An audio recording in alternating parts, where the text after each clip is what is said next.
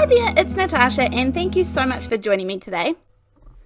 So when I purchase supplies and I purchase a stamp set or something like that, then I need to make sure I have lots of ways to use it. So today, although this stamp set here is a Christmas stamp set, I think it's called Christmas by the Paper Boutique, I chose this one in particular because I had lots of good ideas for it. And it is very simple, don't get me wrong, it's just a bow, a tag and a few words. But I am going to show you a couple of different ways that we can use this today. And then I have a few more in mind as well. For example, what I won't be showing you today, but using this bow to create a gorgeous background on a card would be fabulous. And I have some fun ways that I think I'm going to go about that as well. But for today, I'm going to start off with this tag. And I guess I want to make sure that we can change this into any kind of occasion rather than just Christmas. I think a bow is very universal and can be used for lots of occasions. When it comes to stamping, I really love these VersaFine clear inks. This is a pigment ink and it does come in a range of colors, but not a huge range. I think there might be maybe 24 or so perhaps in the line, and these are my favorite go-to, which I'm going to be using for stamping today. Now there are the colored ones, and then there is the black and white one here, which is the VersaFine Onyx black ink. So I'm going to stamp out a few of these and create a few, but honestly what I have done off camera, and I kind of just didn't include it in this little video today because the video just goes too long otherwise, so I do cut out a fair bit, but I'm going to go through and batch make these, and these are good for my Christmas, my birthdays, lots of different occasions depending on the sentiments and things that we choose to stamp and how we choose to decorate these. So first of all, I stamped out a couple in black. Now I'm going to move over to this is the Warm Breeze color. This color is absolutely gorgeous. It's one that I just got in and I really love it. I also do save up and then eventually purchase the re-inkers for the VersaFine clear inks as well. These last a really long time but are fabulous inks, and I have chosen to invest in these. These are the only pigment inks I own and I love them. One of the reasons that I love them, amongst many, is that they stay wet for a little bit longer because pigment ink sits on top of the paper when you stamp it. So even though I stamped those black ones a little while ago whilst I was changing colours and everything, they are still perfectly able to be embossed, and I am choosing some clear embossing powder to set these. And it does mean that because the pigment stays wet a little bit longer, the ink stays wet, that you do have the ability to smudge it if you don't let it dry or you don't heat set it. It does dry quickly, but not as quickly as dye ink. So the way that I can also ensure I don't do that is by using some clear embossing powder and things. It gives it that beautiful shine, and it also means that I can't mess up at all. Then when it comes to cutting these out, I love these tags. They have 3 straight sides, so using my big long nice Tim Holtz scissors, I'm able to just kind of whip down all 3 sides, and then I pop those in a pile. I did round the corners just with my scissors, and then I'm coming in with my little smaller, finer cutter bee scissors, and I'm going to quickly whip around the top. This is super easy, leaving a little border as well. Now obviously there are dyes and all sorts of things that do this as well, so I'm sure you probably have something in your stash, but if you don't and you are keen to check this out, I will leave links to all of these products in the description box below this video.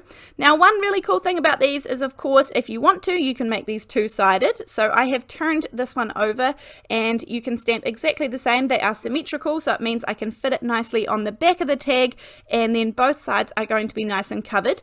You may not want to do both sides, so that it enables you to write a message or stamp out a bigger sentiment, or you might even like to decorate it or add on some mixed media pieces. There are absolute endless options, but I really like the size of this tag. It's big enough that I can do things on it, but small enough that it's not like a big full-size tag. So once I have stamped the other side, then I'm going to emboss this as well. As I said, you don't have to do this. It just is a safety measure for me, because often I will be that person who definitely smudges the ink if I've forgotten to heat set it, or just kind of in a hurry and keep going. So doing this means that I can't muck it up at this point. So this one here has both sides done.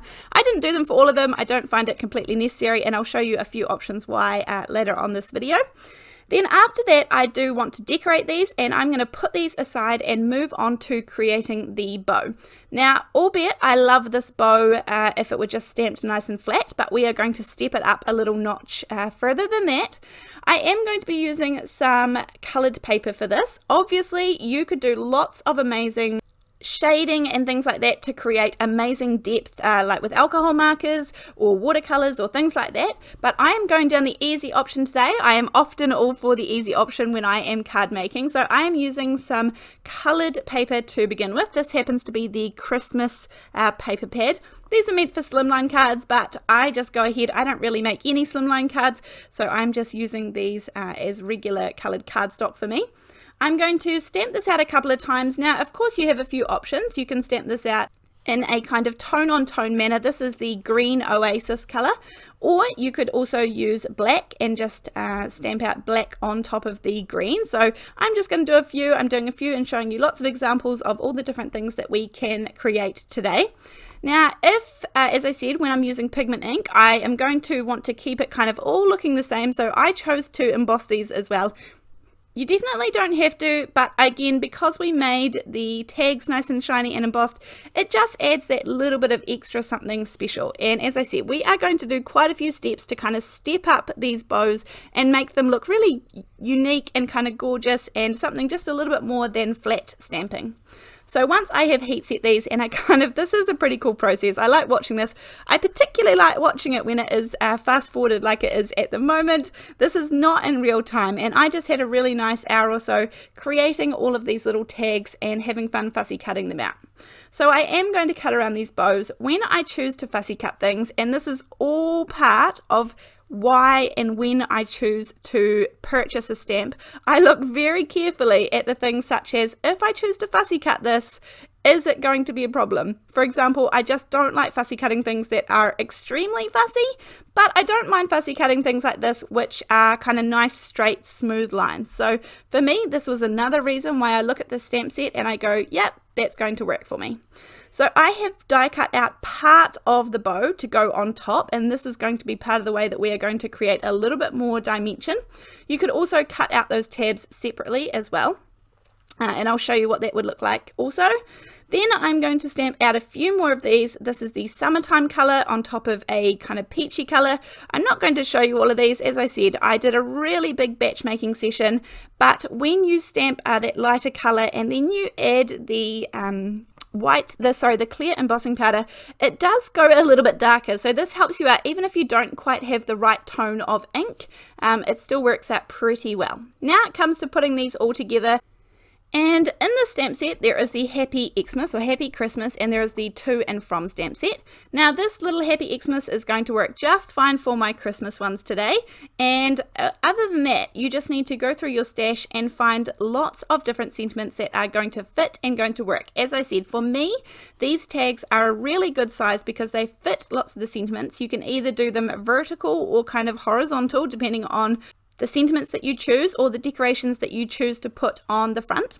This is the botanical borders with sentiments, and I love this gorgeous big bold happy birthday. As I said, lots of different sentiments are going to work on these too, and these tags are going to work perfect to pop on a gift, or even just instead of a card, there is enough space that I can write a little message on one side and have it decorated on the other side. Or you could just do a sentiment and then write a little message, or you don't have to have a message at all because I'm able to put the bows and things on one side as well. So lots of different options, and that's what I love when it comes to a stamp set. So I have done a couple of happy birthday ones and a couple of Christmas ones just to show you guys. I have a little hole punch here, and this is going to, it doesn't exactly fit, but it covers it and it makes a gorgeous little hole which I can add in a whole lot of different materials to later. I'm going to show you a range of things that we can pop in those at the end. And then once I have got a few of these, I'm going to start with the bows on the front and all the different things that we can do with these. So as I said, I have pretty much cut out a second layer for every bow that I created. So these are the single ones here where I actually cut out the middle piece, or there are these ones here where I have left them joint together and that middle piece is still there. So depending on what you like. I'm going to add these on with some liquid glue. This is the Ranger Multi-Medium in the matte finish, and that means that if anything squeezes out the side or pops out the sides, there is not going to be any shine or sheen or anything like that where people can see that there has been glue. This gives a perfect amount of dimension if we add a little foam square behind each of the sides of the bow, and I even quite like it if the bow kind of caves in the middle. Sometimes I put liquid glue on that top layer in the middle. Otherwise I do it like this here, where I have two separate little pieces. I've cut the bows separate and they're going to go on individually. Now obviously I've got some sideways and I've got some going vertical. As I said, I don't mind that because these are tags and they're small, they are able to kind of go off the sides a little bit. That doesn't bother me at all. I have a yellow one and then the little orange ones. You can mix and match all the colors, which is really, really fun.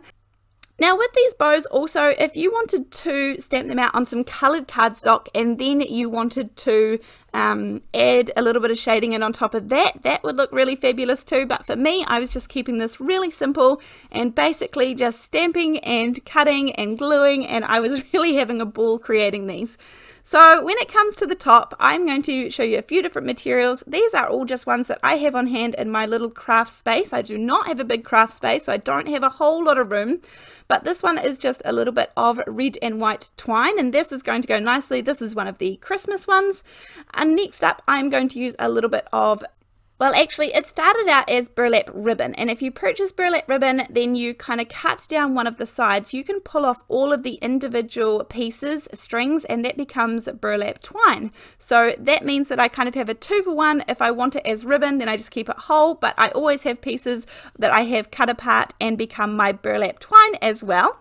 This one is just going to be plain white ribbons, like a regular normal ribbon, so I'm going to pop this one through as well. Just depends on what you have in your craft space. Some raffia, something like that would look really gorgeous as well. Anything is going to work at the top of these. You can do one strand, a couple of strands, or a few strands, and I really like the look of all of these options. Now when it comes to the actual bows, you could definitely leave them as is. They do look gorgeous, but I'm going to step them up just a little bit more.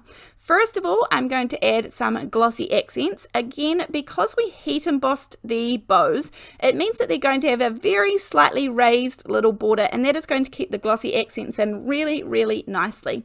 Now this liquid goes on a little bit cloudy and then it dries completely clear. It does create a little bit of dimension, which is good in this case. I'm after dimension and I like it. So I'm going to pop these on just the top little ribbon part of each of these bows, and you could put it on all of it and make it extra shiny, but I like just popping it on that top little portion there. You do have to wait a little bit for this to dry, so I let this dry and I will come back to it. But before I do that, one more option that you can do is adding in a little bit of glitter, and I just take a tiny little bit, this is some yellow glitter, and I sprinkle it into the glossy accents, and that is again just going to add something a little bit different to this bow. You could do this with any kind of little beads or gems. You can pop them on top of the glossy accents and you can kind of sink them in. That looks really cool too. This is once it is all nice and dry, the glossy accents has had time to set and it's nice and dry, and it creates that really, really gorgeous glossy layer up the top. The next thing that I'm going to do for these is adding in some enamel dots. Now you can go crazy with these. I do have a little selection in my craft space. I have got some glitter ones here. I'm going to take one of the dots and pop it in the center of my bow. This one here I chose the medium sized one, but the larger ones look really cool too. I know this is tricky to kind of get my camera to focus, but this is a gorgeous little glitter dot. Again, you could do some of these things, all of these things, none of these things, or even more than these things, and they're all going to look gorgeous. It's just really fun to keep kind of working on such a plain stamped image and create it into something a little bit more. I added on lots of small enamel dots onto the green one and created a kind of polka dot background, which I love, just to be a little bit different. This one has got the orange glitter and I'm going to leave it as is. For the yellow one, I'm just adding in a little, this is actually a matte enamel dot in there. And then finally, I think I'm finished with these today. Thank you so much for joining me. I hope you found this useful, and I hope you find lots of different ways to use the stamps that you choose to invest in. Thank you so much, and I'll see you in the next video. Thanks, bye!